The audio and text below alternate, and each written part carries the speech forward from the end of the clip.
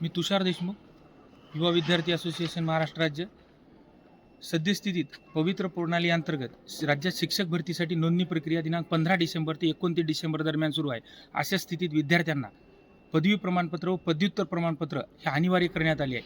आणि या विद्यापीठ कार्यक्षेत्रातील नांदेड, परभणी, हिंगोली आणि लातूर या 4 जिल्ह्यातील विद्यार्थ्यांनी मोठ्या प्रमाणावर विद्यापीठ प्रशासनाकडे डिग्रीची मागणी केली आहे. आणि अशा स्थितीत 4 दिवसापूर्वी एका पदवीसाठी आलेल्या विद्यार्थिनीस परीक्षा नियंत्रक तथा प्राध्यापक यांनी त्या विद्यार्थिनीला गैरवर्तणूक दिली व मोबाईल हिसकाटून घेतला.